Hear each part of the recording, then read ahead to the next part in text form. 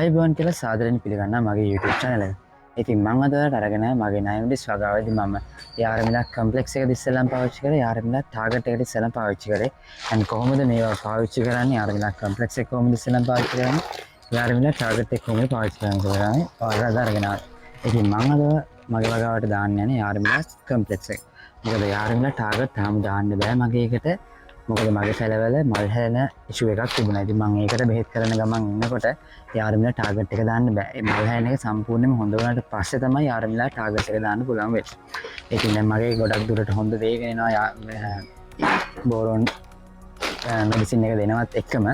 ඉතින් මම ඒකත් එක්ක මගේ යාරමිලා කම්ප්ලෙක්ස් එක තමයි මම අද දාන්න යන්නේ.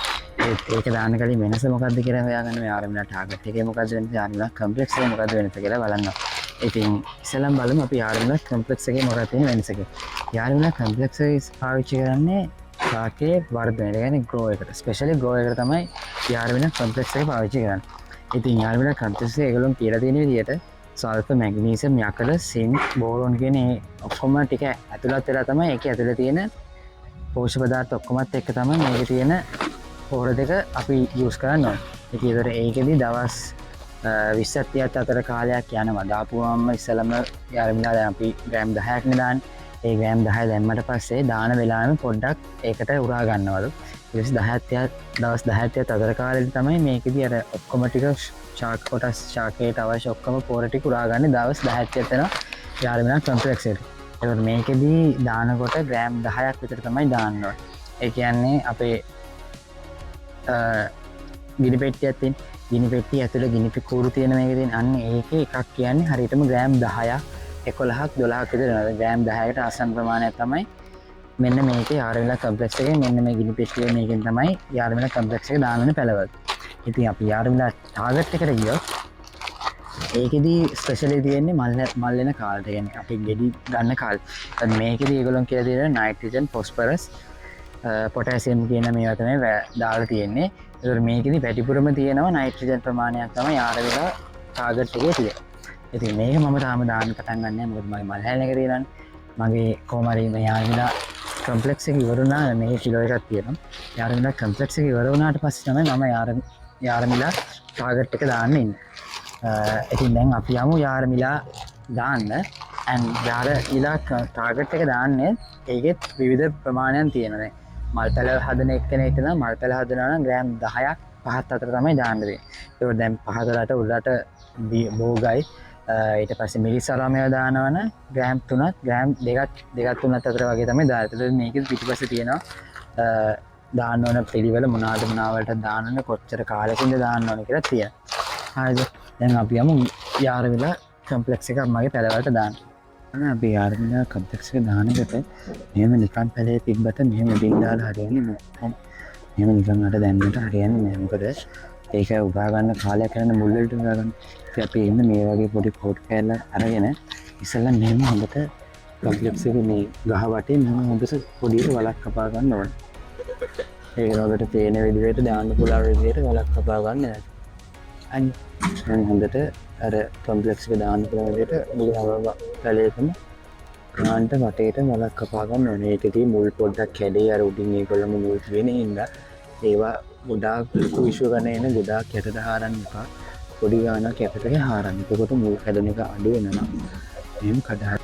ඉතින් දැන් අපි හරගත්ත බල් ටික තියෙනවා මම හැම පැලේම වගේ හරගත්ත. ඒක ගොඩක් වීඩියෝක දිග වෙන හින්දා මම ඒක දැන් මිනක් පාස්වර්ඩ් දාලා දැම්මා.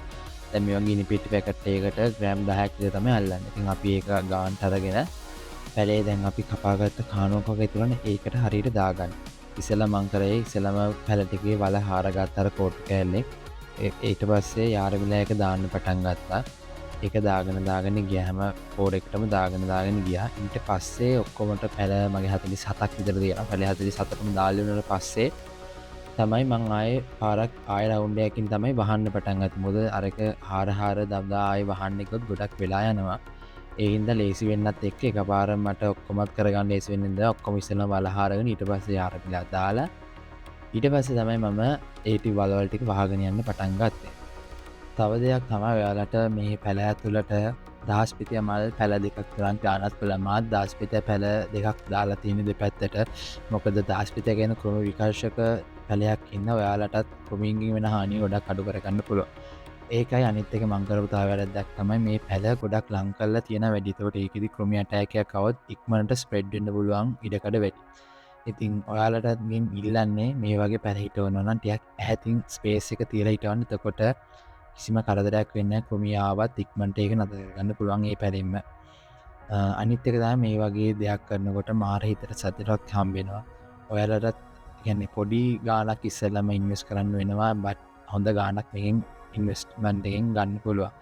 අනිත් එක මංට අද මේකේ පලදාව කැඩවා පලදා වීඩා ගේන බැරිවුණේ කඩන මේකති ගොඩක් පලදාව ගන්න බැරි වුණා. රෑම් 400 ගානත් අය පලදාවත් තිබුණේ.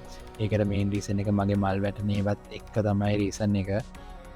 ඔයාලගින් ඊල සමාවිල්ලනවා ඒකට ගේන්න බැරිවුණ එකට ඉස්සරහට මංගේ නම් මොකද මග දැන් මල්සලන එකට ගොඩක් නතරලා තියෙනවා එකත් එක් මයිස්රට ගේන්නම් පැලවල පලදාව කඩනේ වීඩිය එකක්. ඉතින් අපි කපාගත කානෝවලට බෙහෙත්තික දාක්න නීවට භාගනයක්. මේකෙති වහන්නේ ගොඩක් ඒක රීසන් එකක් තමයි එක්මට පැලේට උරාගන්න ලේසි වෙනවා ඒකයි ඉට පස්සේ බතුරදානකොට එහෙමෙහි යන්න නෑ දාපු පෝර එක හෙමෙහි යන්නේ නෑ. ඉතින් ඒකත් එක්ක තමයි අපි පැලේට වලක් කපල වගේ එක දාන්නේ. ඉතින් තා පැල 47ක් තියෙනවා. ඒ ටික මම හිමීට කරන්නම් වීඩියෝ ගොඩක් ටික වෙන හින්දා මම ඒ ටික අරන් ඉන්නේ නැත්තේ. වීඩියෝගේ අන්තිම වෙනකන් රැඳිලිටි ඔක්කොමලටම ස්තුතියි. මාත් එක්ක දිගටම ජොයින් වෙලා ඉන්න කියලා ඔයාලගෙන් ඉල්ලනවා. මට එන අභියෝග ඔක්කොම කොහොමද ජයගන්නේ ඔයාලට ඒ අභියෝග වලට ජයගන්නේ කොහොමද කියලා මූණ දෙන ගම අදට මං ගිහිල්ලා එන්නම්. ඔයාලා හැමෝමලටම ජය වේවා.